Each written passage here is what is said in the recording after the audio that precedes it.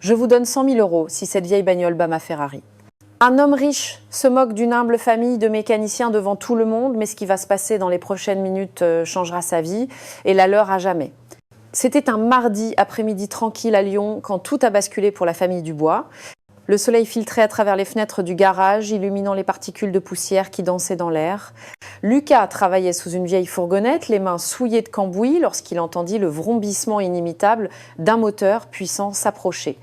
Une Ferrari rouge rutilante s'arrêta juste devant le garage. La peinture brillait comme si elle venait de sortir du concessionnaire. Lucas sortit de sous la fourgonnette et s'essuya les mains sur un vieux chiffon. Son père Jean-Pierre, un homme de 60 ans aux cheveux grisonnants et aux mains marquées par des décennies de travail honnête, s'approcha de la porte. De la Ferrari descendit un homme élégant, Antoine, âgé d'environ 35 ans, vêtu d'une chemise blanche impeccable et d'un pantalon noir qui coûtait probablement plus que ce que la famille Dubois gagnait en un mois.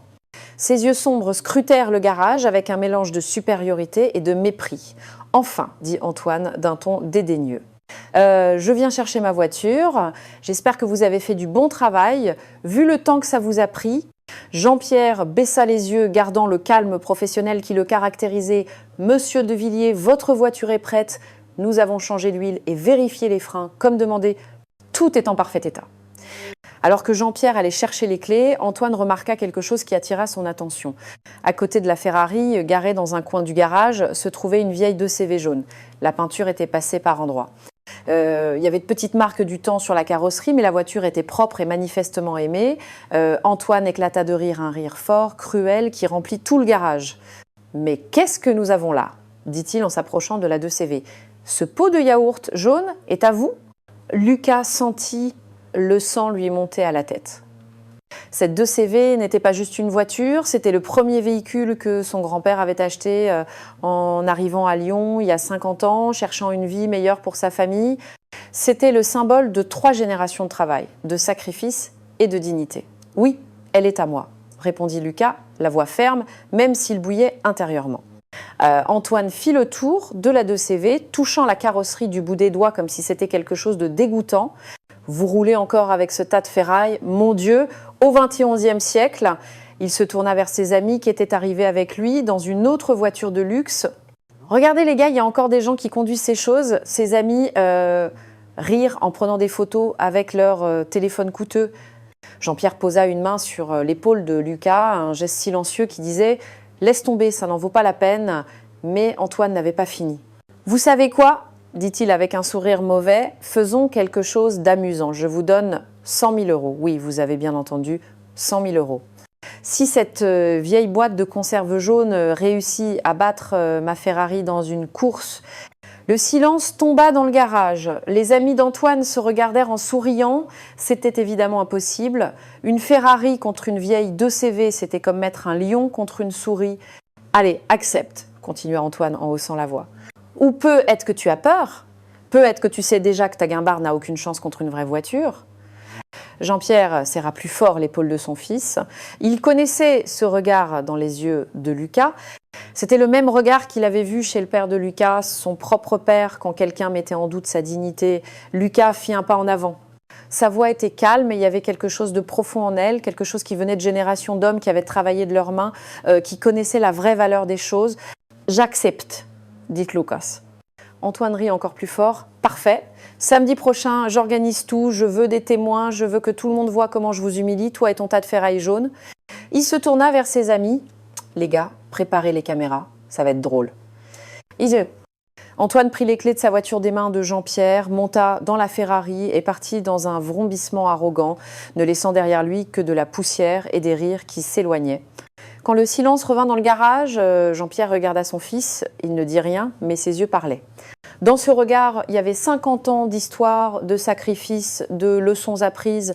Lucas regarda la 2CV jaune. C'était pas seulement une voiture, ça ne l'avait jamais été. C'était une promesse, un lien avec le passé, et maintenant c'était devenu quelque chose de plus. C'était une question d'honneur. Après le départ d'Antoine et de sa Ferrari rouge, ne laissant derrière eux que le bruit du moteur et des rires, le garage parut soudainement trop silencieux. Lucas resta immobile, regardant la 2CV jaune comme s'il la voyait pour la première fois. Jean-Pierre ferma lentement la porte du garage. Ses mouvements étaient calmes, mesurés, comme toujours. C'était un homme qui avait appris dans la vie que les réactions impulsives mènent rarement à quelque chose de bon. Il s'approcha du comptoir où il gardait sa vieille machine à café et prépara 2 tasses. « Assieds-toi », dit-il simplement à son fils. Lucas obéit. Ils s'assirent sur 2 vieilles chaises en bois, celles qui étaient là depuis que son grand-père avait ouvert le garage des décennies auparavant. Pendant quelques minutes, ils burent leur café en silence. Seul le tic-tac de l'horloge murale rompait la quiétude. « Papa !» dit finalement Lucas. « Je sais ce que tu penses. » Jean-Pierre sourit à peine. « Vraiment ? Et à quoi je pense ? Que j'ai fait une bêtise, que j'ai accepté un défi impossible par orgueil. » Le vieux mécanicien secoua lentement la tête. « Non, mon fils, je pense que tu es exactement comme ton grand-père. » Il posa sa tasse et se leva, marchant vers la 2CV jaune. Il passa la main sur la carrosserie avec une tendresse qu'il montrait rarement. « Tu vois cette voiture ?» continua Jean-Pierre. « Quand ton grand-père est arrivé à Lyon en 1975, il n'avait qu'une valise et un rêve. Il a travaillé pendant 3 ans dans une usine, économisant chaque centime. Quand il a finalement acheté cette 2CV, elle était déjà d'occasion. Mais pour lui, c'était comme posséder un château. » Lucas s'approcha, touchant lui aussi la portière du véhicule. Il connaissait cette histoire, mais l'entendre à nouveau de la bouche de son père avait toujours un effet différent. « Chaque dimanche, raconta Jean-Pierre, les yeux brillants de souvenirs, ton grand-père nettoyait cette voiture, il la lustrait jusqu'à la faire briller, puis il nous emmenait, ta grand-mère et moi, faire un tour dans la campagne. C'était les moments les plus heureux de la semaine. Non pas parce qu'on allait dans des endroits spéciaux, mais parce qu'on était ensemble et que cette 2CV représentait tous ceux pour quoi il avait travaillé si dur. » Lucas sentit un nœud dans sa gorge. Quand grand-père est mort il y a 5 ans, je me suis promis de restaurer cette voiture, pas pour la rendre chère ou spéciale, mais pour honorer sa mémoire. « Et tu l'as fait, dit Jean-Pierre, en posant une main sur l'épaule de son fils. Tu as fait les 3 à 8 pendant 2 ans. Je t'ai vu rentrer épuisé, mais chaque soir, tu venais ici au garage et tu travaillais sur cette voiture. Pièce par pièce, vis par vis, tu l'as ramenée à la vie. » Lucas regarda son père. « Mais une Ferrari, papa, c'est une Ferrari. Comment puis-je penser gagner ?» Jean-Pierre sourit, cette fois, avec plus de chaleur. « Mon fils, laisse-moi t'apprendre quelque chose que j'ai appris en 40 ans de ce métier. Une voiture, c'est pas seulement le moteur ou la vitesse. C'est le cœur de celui qui la conduit, c'est la connaissance de celui qui en prend soin, c'est l'amour de celui qui la respecte. » Il se tourna complètement vers Lucas, le regardant droit dans les yeux. Cet Antoine voit sa Ferrari comme un jouet coûteux, comme un symbole pour montrer combien il est riche. Mais toi, tu connais chaque centimètre de cette 2CV. Tu as remplacé chaque pièce de tes propres mains. Tu as appris comment elle respire, comment elle bouge, ce qu'elle aime et ce qu'elle n'aime pas. Mais papa, c'est pas assez pour battre une voiture aussi puissante. Peut être, admit Jean-Pierre, ou peut être que si. Mais là n'est pas la question, Lucas. La question, c'est que ce garçon arrogant a insulté 3 générations de notre famille. Il a piétiné la mémoire de ton grand-père. Et nous, les Dubois, nous n'avons pas grand-chose dans ce monde, mais nous avons une chose que l'argent ne peut pas acheter. Quoi ? La dignité, répondit Jean-Pierre d'une voix ferme. Et cette dignité mérite d'être défendue. Pas pour l'argent, pas pour la victoire, mais pour prouver que la valeur d'un homme ne se mesure pas à ce qu'il possède, mais à ce qu'il est. Lucas regarda de nouveau la 2CV jaune. À cet instant, il ne vit plus seulement une vieille voiture. Il vit 50 ans d'histoire. Il vit la sueur de son grand-père. Il vit les nuits blanches qu'il avait passées à la restaurer. Il vit l'amour de 3 générations. « Nous avons une semaine, dit Lucas avec détermination. Jean-Pierre hocha la tête. « Alors, mettons-nous au travail. » Père et fils se serrèrent la main. Plus de mots n'étaient nécessaires. Ils savaient tous les deux que ce qu'ils allaient faire n'était pas seulement préparer une voiture pour une course. C'était défendre l'honneur d'une famille. La nouvelle du défi se répandit dans Lyon comme une traînée de poudre. Dans une grande ville, les histoires voyagent vite, surtout quand elles impliquent un homme riche et arrogant contre une famille humble et respectée. Le lendemain, quand Lucas ouvrit le garage à Sepsero du matin, il trouva quelque chose d'inattendu. Devant la porte se tenait Madame Hélène, la propriétaire de la boulangerie d'à côté. Elle tenait un plateau avec des croissants encore chauds et 2 tasses de café fumant. « J'ai entendu parler du défi, dit-elle avec un sourire aimable. J'ai pensé que vous et votre père auriez besoin d'un supplément d'énergie cette semaine. » Lucas fut touché. « Madame Hélène, il ne fallait pas… » « Des bêtises, l'interrompit-elle. Cet Antoine vient ici depuis des années avec ses grands airs. Il est temps que quelqu'un lui donne une leçon. Et j'apporterai le café et les croissants tous les matins jusqu'à samedi. » Au cours de la semaine, d'autres voisins commencèrent à venir. Monsieur Bernard, propriétaire du magasin de pièces auto de l'autre côté de la rue, frappa à la porte mardi après-midi. « Lucas, dit-il en entrant dans le garage, toute pièce dont tu as besoin, je te la donne avec 50% de réduction. Non, attends, faisons 70%. La famille Dubois a aidé la moitié du quartier avec les réparations au fil des ans. C'est le moins que je puisse faire. Même des jeunes du quartier passaient après l'école, offrant leur aide pour nettoyer le garage ou apporter des outils. Lyon choisissait son camp et le choix était clair. Lucas travaillait du matin tôt jusqu'à tard dans la nuit. Il n'essayait pas de transformer la 2CV en quelque chose qu'elle n'était pas. Il s'assurait simplement que chaque pièce fonctionnait à la perfection. Il vérifia chaque vis, chaque câble, chaque jointure. Il changea l'huile pour une de qualité supérieure. Il nettoya le carburateur avec une précision quasi chirurgicale. Il régla la pression des pneus au millimètre près.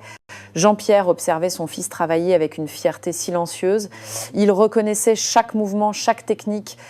C'était comme se regarder lui-même 30 ans plus tôt, quand il était aussi jeune et plein de détermination. « Tu fais tout ce qu'il faut », dit Jean-Pierre un soir, alors que Lucas réglait le moteur. Mais souviens-toi, mon fils, ce n'est pas seulement une question de mécanique. C'est connaître l'âme de la machine. Lucas leva les yeux, les mains sales de cambouis. « Qu'est-ce que tu veux dire ?» Jean-Pierre s'approcha de la 2CV caressant le capot. Chaque voiture a son propre caractère. La Ferrari d'Antoine est puissante, rapide, impressionnante, mais elle est aussi nerveuse. Elle veut toujours courir au maximum. Notre 2CV est différente. Elle est patiente, elle est constante. Elle ne gagne pas par la puissance brute, elle gagne par l'endurance et l'intelligence. Cette nuit-là, pendant qu'il nettoyait les outils, Jean-Pierre partagea avec Lucas des secrets qu'il avait appris en des décennies de travail. Comment écouter le son du moteur pour comprendre si quelque chose ne va pas, comment sentir dans ses mains le moment exact où une vis est serrée à la perfection, comment respecter la machine, pas la dominer. Un bon mécanicien, dit Jean-Pierre, ne fait pas hurler un moteur, il le fait chanter. Vendredi soir, la veille de la course, la 2CV était prête. Elle ne semblait pas différente extérieurement. C'était toujours le même véhicule jaune avec les marques du temps. Mais sous le capot, elle était parfaite. Chaque pièce travaillait en harmonie avec les autres, comme un orchestre bien dirigé. Lucas s'assit sur le siège du conducteur et posa ses mains sur le volant. Il sentit quelque chose de spécial. C'était pas seulement du cuir et du métal sous ses doigts. C'était une histoire, une famille, de l'amour. Jean-Pierre posa une main sur l'épaule de son fils à travers la fenêtre ouverte. « Demain, quoi qu'il arrive, je suis fière de toi. » Lucas hocha la tête, les yeux brillants. « Merci papa pour tout. » Cette nuit-là, tous deux dormirent peu, mais pas par anxiété ou par peur, par anticipation. Demain, ils allaient montrer ce que signifie vraiment avoir de la valeur. Le samedi matin arriva avec un ciel bleu et limpide. C'était une de ces journées de printemps parfaites à Lyon, avec le soleil qui brillait sans être trop chaud. Lucas se réveilla à 6h, bien que la course soit prévue pour 10h. Il n'avait pas réussi à beaucoup dormir. Jean-Pierre était déjà debout, assis dans la cuisine avec une tasse de café. Quand il vit son fils, il hocha simplement la tête. Pas besoin de mots. À 8h30, père et fils montèrent dans la 2CV jaune et se dirigèrent vers la vieille route de campagne hors de la ville. Antoine avait choisi cet endroit exprès, une route droite et longue, parfaite pour montrer la vitesse de sa Ferrari. Quand ils arrivèrent, Lucas fut surpris. Il y avait déjà des dizaines de personnes. Certains étaient venus soutenir la famille Dubois. Il reconnut Madame Hélène, Monsieur Bernard, beaucoup de voisins du quartier. Mais il y avait aussi des curieux, des gens qui voulaient simplement voir le spectacle. Antoine arriva 20 minutes plus tard, bien sûr en retard. Sa Ferrari rouge brillait sous le soleil comme un bijou, mais il n'était pas seul. Derrière lui, il y avait 3 autres voitures de luxe, pleines de ses amis, tous vêtus de vêtements coûteux, de lunettes de soleil de marque, de montres qui valaient probablement plus que tout le patrimoine de la famille Dubois. Antoine descendit de la Ferrari avec un sourire arrogant. Il tenait une mallette en cuir noir. Il l'ouvrit devant tout le monde, montrant des liasses de billets de 100 € parfaitement rangés. « 100 000 €, cria-t-il en levant la mallette au-dessus de sa tête comme un trophée. « De l'argent que je n'aurai jamais à payer. Regardez tous. C'est le prix que le mécanicien ne gagnera jamais. » Ses amis rirent fort, prenant des photos et des vidéos avec leur téléphone. Certains dans la foule semblèrent mal à l'aise, mais d'autres ricanèrent nerveusement. Antoine s'approcha de la 2CV jaune, tournant autour d'elle comme un prédateur. Cette chose jaune arrive encore à bouger ou je dois appeler une dépanneuse pour l'emmener quand elle tombera en panne. Un autre éclat de rire de ses amis. L'un d'eux cria « Antoine, vas-y doucement avec lui, ce n'est pas sa faute s'il est né pauvre. » Lucas sentit le sang bouillir dans ses veines, ses mains tremblaient légèrement, mais il sentit alors la main ferme de son père sur son épaule. Jean-Pierre ne dit rien, mais ce contact était tout. C'était un message silencieux. Reste calme, la dignité est notre force. Un ami d'Antoine, un homme corpulent en costume gris coûteux, se proposa comme juge de la course. Les règles sont simples, annonça-t-il à voix haute, 2 kilomètres en ligne droite. Le premier qui arrive gagne. C'est clair ? Lucas hocha la tête. Antoine fit un geste dédaigneux de la main, comme si la chose était trop évidente pour être dite. Les deux voitures se positionnèrent côte à côte sur la ligne de départ improvisée. La différence était saisissante. La Ferrari rouge, basse, agressive, ressemblait à une panthère prête à bondir. La 2CV jaune, haute ronde, semblait presque timide en comparaison. Antoine baissa sa vitre et cria à Lucas « Dernière chance d'abandonner et de t'épargner l'humiliation ». Lucas ne répondit pas. Il regarda droit devant lui, les mains fermes sur le volant. À travers la vitre, il vit son père debout dans la foule. Jean-Pierre posa la main sur son cœur, puis la pointa vers Lucas. Un geste simple qui signifiait tout. Le juge se positionna entre les deux voitures, levant les deux bras. La foule se tut soudainement. On n'entendait plus que le vent léger qui traversait les champs autour de la route. « Prêt !» cria le juge. Le moteur de la Ferrari rugit, un son agressif et puissant. La 2CV répondit par un bourdonnement plus doux, presque nostalgique. « Attention !» Lucas respira profondément, ferma les yeux une seconde, voyant le sourire de son grand-père dans son esprit. Partait. Les bras du juge s'abaissèrent d'un coup et tout commença. La Ferrari explosa vers l'avant comme une fusée. Les pneus crissèrent sur l'asphalte, laissant des traces noires sur la route. En moins de 3 secondes, Antoine avait déjà pris 10 mètres d'avance, puis 20, puis 30. La foule des amis d'Antoine explosa en cris de victoire. « C'est déjà fini !» hurla l'un d'eux. « Regardez cette différence !» Antoine regarda dans son rétroviseur et vit la 2CV jaune qui semblait presque immobile en comparaison. Il rit fort, un son qui se mêlait au vrombissement puissant de son moteur. Trop facile. Se criait-il à lui-même en appuyant encore plus sur l'accélérateur. La Ferrari atteignit des vitesses impressionnantes. Le paysage sur les côtés de la route n'était plus qu'une traînée verte. Antoine se sentait invincible. Il avait déjà commencé à imaginer comment il raconterait cette victoire à ses amis, comment il se moquerait de cette famille de mécaniciens pendant des semaines. Mais derrière lui, quelque chose changeait. La 2CV jaune était partie plus lentement, c'était vrai. Mais Lucas n'était pas inquiet. Alors qu'Antoine avait accéléré au maximum dès la première seconde, Lucas avait géré le départ avec intelligence. Il ne forçait pas le moteur au-delà de ses limites. Il le guidait, l'écoutait, le respectait. Jean-Pierre, debout dans la foule, observait attentivement. Ses yeux experts voyaient des choses que les autres ne pouvaient pas voir. Il voyait la 2CV augmenter sa vitesse progressivement, constamment, sans gaspiller d'énergie en accélération brutale. « Bien, mon garçon », murmura-t-il. « Exactement comme je te l'ai appris. » Madame Hélène à côté de lui semblait inquiète. « Jean-Pierre, la Ferrari est si loin. Est-ce possible de rattraper ?» Le vieux mécanicien sourit à peine. « Vous regardez la mauvaise course, Madame Hélène. Ne regardez pas à quel point la Ferrari est en avance. Regardez comment notre 2CV roule. » Et il avait raison. Après le premier kilomètre, quelque chose d'étrange commença à se produire. La 2CV, qui avait maintenu une vitesse constante et contrôlée, commença à gagner du terrain. C'était pas un changement soudain ou dramatique. C'était subtil, presque imperceptible au début. 50 mètres de distance, puis 45, puis 40. Certains dans la foule commencèrent à le remarquer. Les sourires sur les visages des amis d'Antoine commencèrent à s'effacer lentement. Ils se regardaient confus. Il remonte, dit l'un d'eux, incrédule. À l'intérieur de la Ferrari, Antoine continuait de sourire, complètement inconscient. Il avait les yeux fixés sur la route, savourant la sensation de vitesse. Il ne regardait plus son rétroviseur. Pourquoi le ferait-il ? La course était déjà gagnée, pensait-il. Mais sa Ferrari, poussée au maximum depuis le début, commençait à souffrir. Le moteur, bien que puissant et moderne, avait été trop forcé trop tôt.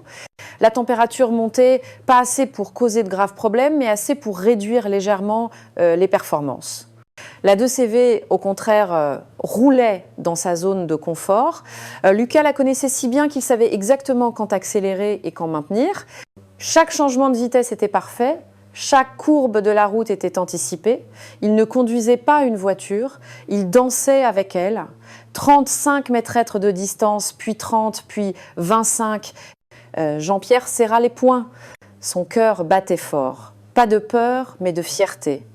Son fils accomplissait quelque chose d'extraordinaire. Il n'était pas seulement en train de conduire.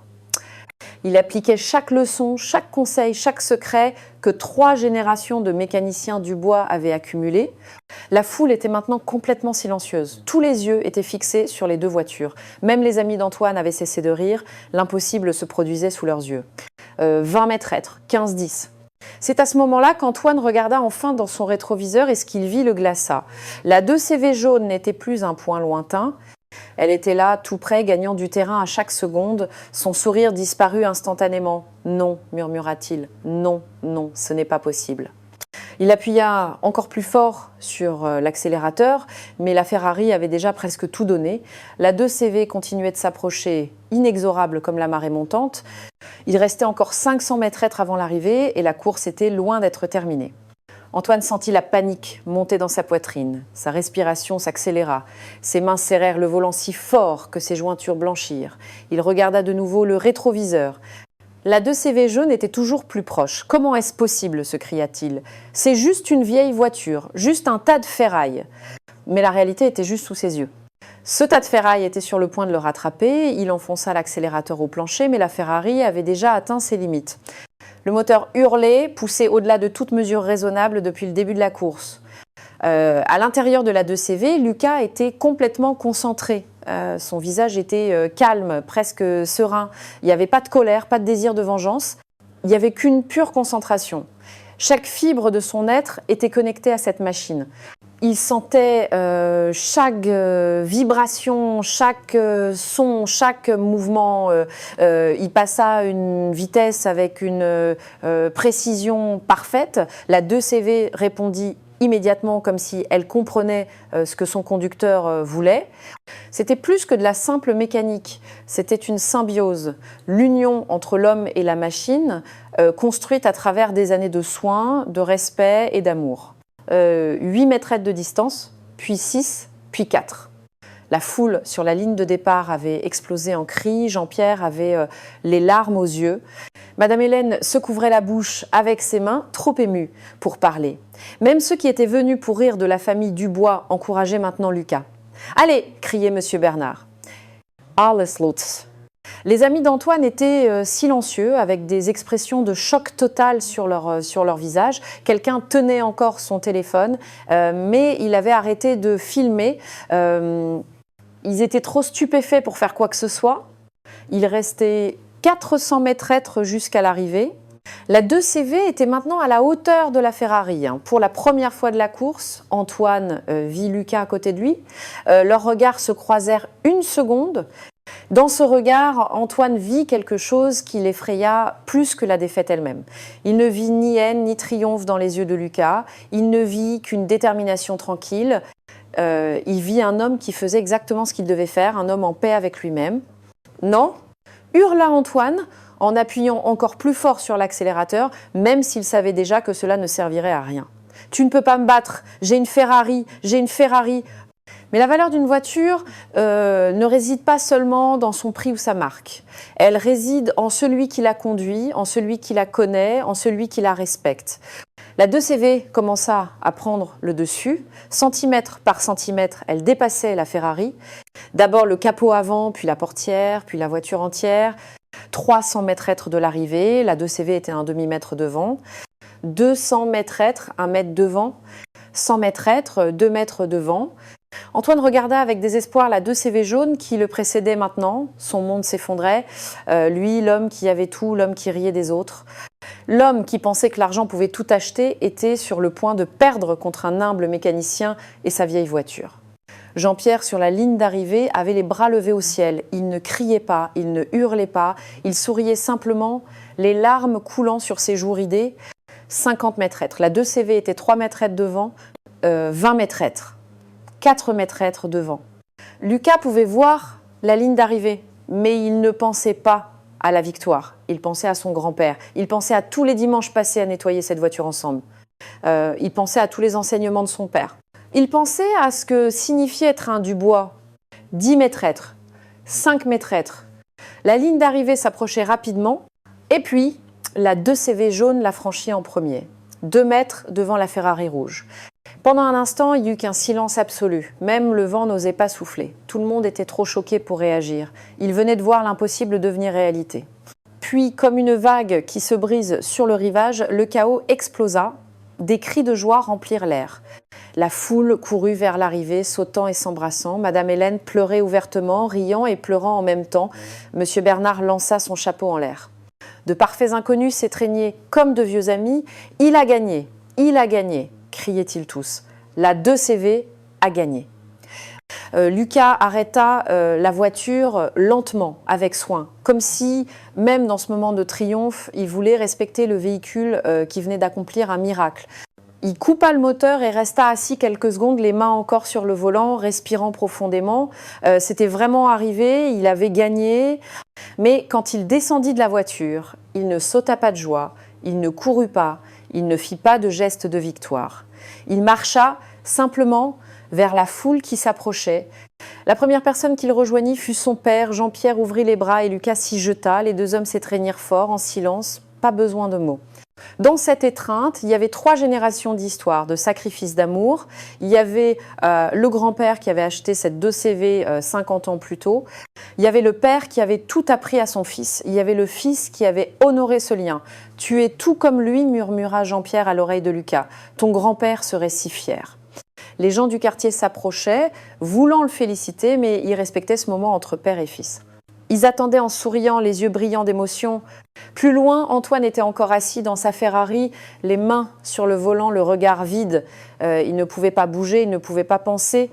Son esprit essayait de traiter ce qui venait de se passer. Il avait perdu.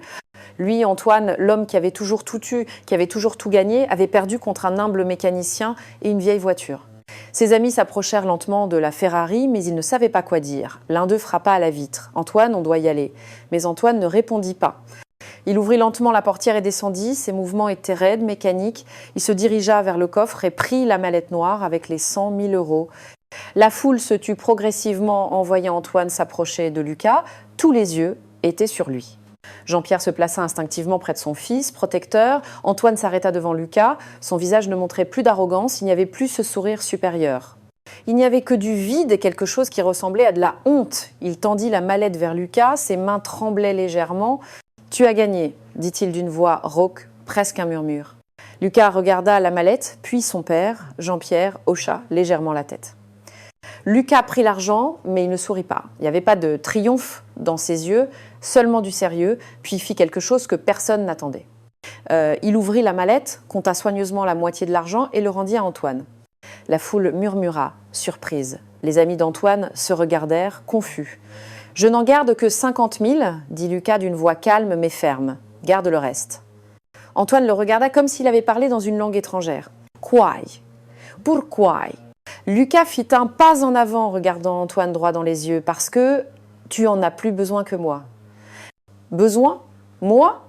Antoine faillit rire, mais c'était un rire amer. « J'ai plus d'argent que tu n'en verras jamais dans ta vie. » Exactement, dit Lucas avec une gentillesse qui le surprit lui-même. « Tu as de l'argent, mais tu as besoin d'apprendre quelque chose que l'argent ne peut pas acheter. » Antoine resta silencieux, confus. « L'argent achète des voitures rapides, continua Lucas. Mais il n'achète pas le respect, il n'achète pas la connaissance, il n'achète pas la sagesse. Et il n'achète certainement pas le caractère. » Les mots frappèrent Antoine comme des gifles, mais ils n'étaient pas dits avec méchanceté, ils étaient dits avec une honnêteté simple et directe. « Tu as besoin de cet argent, dit Lucas, pour te souvenir de cette journée, pour te souvenir de ce que tu as appris. » Antoine regarda l'argent dans la main de Lucas, puis son visage. Pour la première fois depuis des années, peu être de sa vie, il ne savait pas quoi dire. La foule autour d'eux était complètement silencieuse. Tous attendaient de voir ce qui allait se passer. « Qu'est-ce que j'ai appris ?» demanda Antoine d'une voix qui trahissait la confusion et quelque chose de plus profond peut être de la douleur. Que je suis un perdant, que ma Ferrari ne vaut rien. Lucas secoua lentement la tête. Non, tu as appris que la valeur de quelque chose ne se mesure pas à son prix. Jean-Pierre s'avança, se plaçant à côté de son fils. Le vieux mécanicien regarda Antoine avec des yeux qui avaient vu des décennies de vie, de joie et de peine. « Jeune homme, dit Jean-Pierre d'une voix douce, vous avez une Ferrari magnifique, une voiture extraordinaire. Mais aujourd'hui, vous l'avez conduite avec arrogance, pas avec respect. Vous l'avez poussée trop fort, trop tôt, sans l'écouter.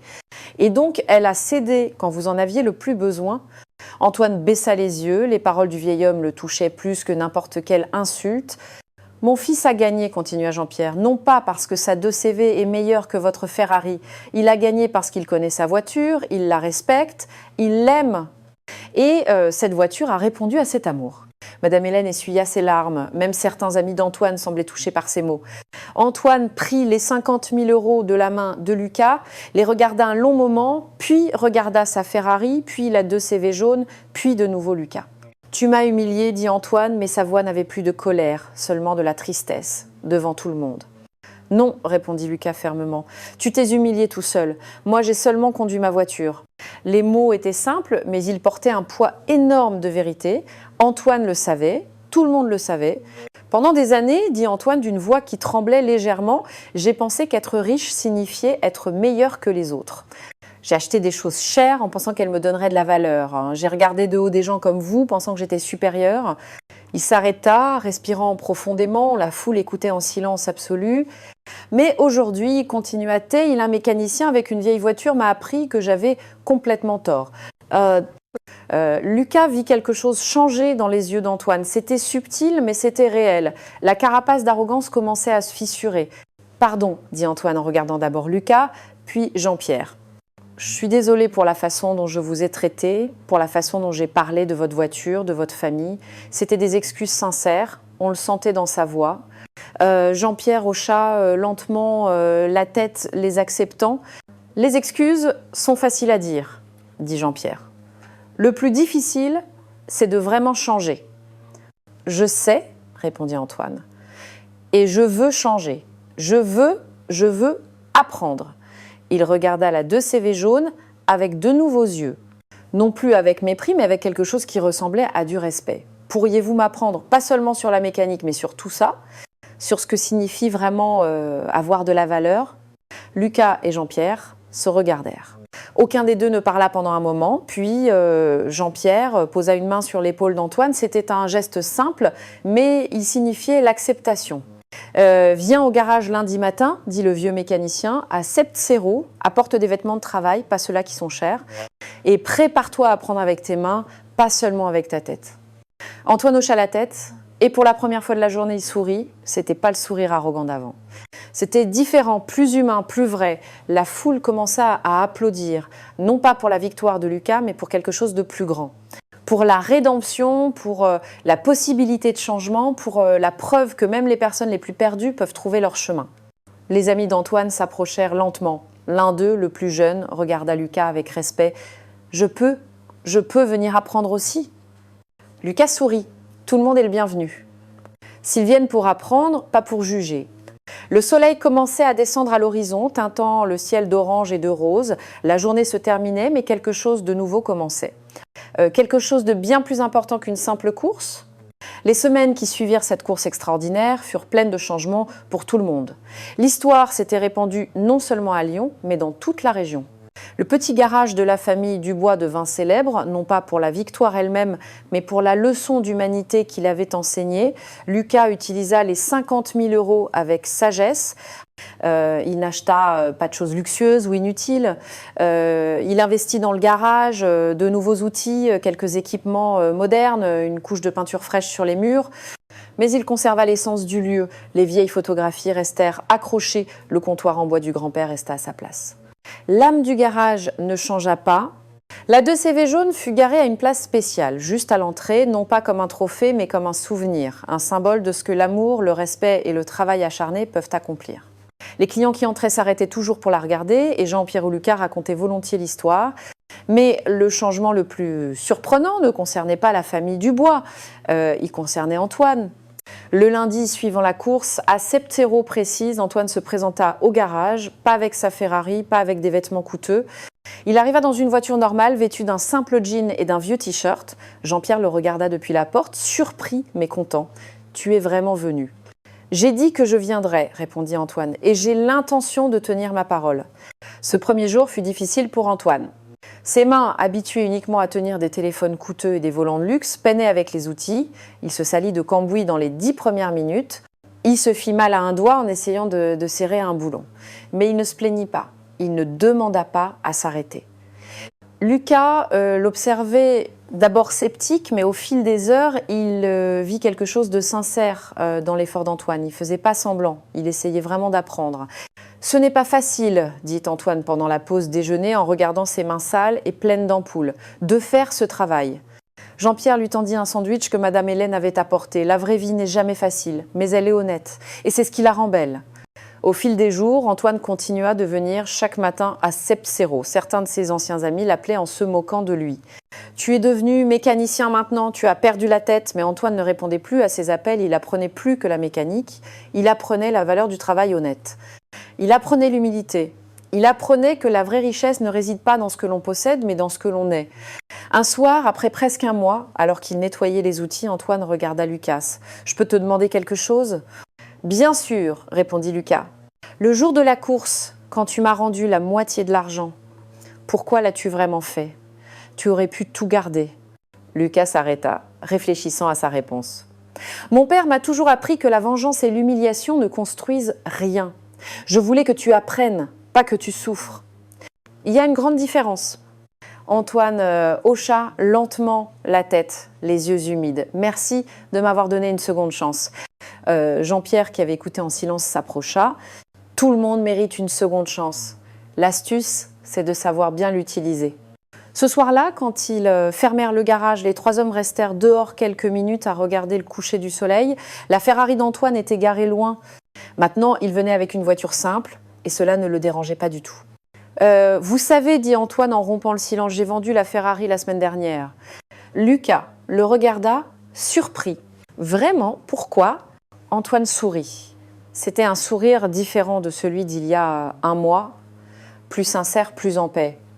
Parce que je me suis rendu compte que je conduisais cette voiture pour les mauvaises raisons, pour impressionner des gens qui ne comptaient pas vraiment pour moi, pour me sentir supérieure. « Et maintenant ?» demanda Jean-Pierre. « Maintenant, j'économise. Je veux acheter quelque chose de plus simple, quelque chose que je peux comprendre, entretenir, aimer, comme vous le faites avec la 2CV. » Jean-Pierre posa une main sur l'épaule d'Antoine. C'était le même geste qu'il faisait avec son fils, un geste d'approbation, d'acceptation, de famille. « Tu apprends bien, » dit le vieux mécanicien.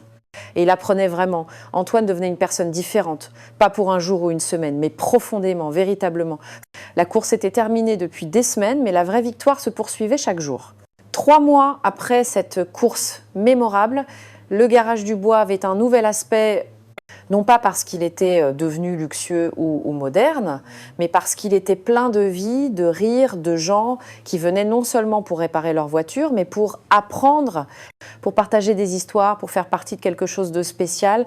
Un samedi matin, une voiture familière s'arrêta devant le garage.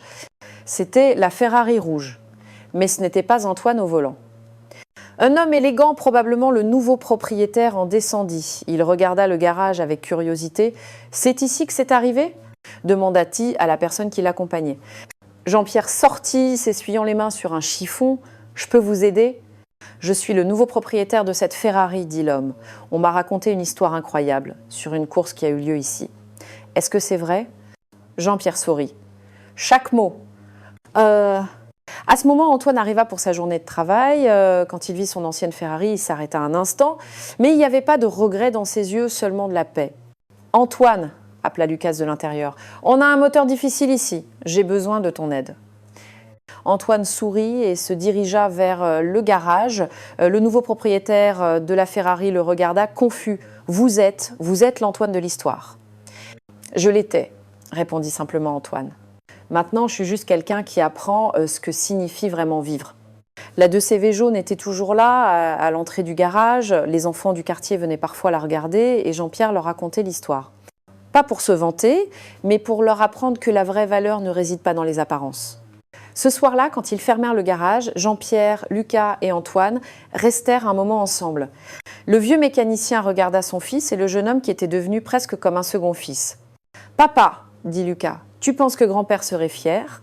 Jean-Pierre regarda la 2CV jaune puis le ciel. J'en suis certain, mon fils, parce que nous n'avons pas seulement gagné une course, nous avons prouvé que la dignité, le respect et l'amour gagnent toujours. Antoine hocha la tête en silence. Il avait perdu une course, mais il avait gagné quelque chose d'infiniment plus précieux. Il avait gagné une famille, il s'était gagné lui-même.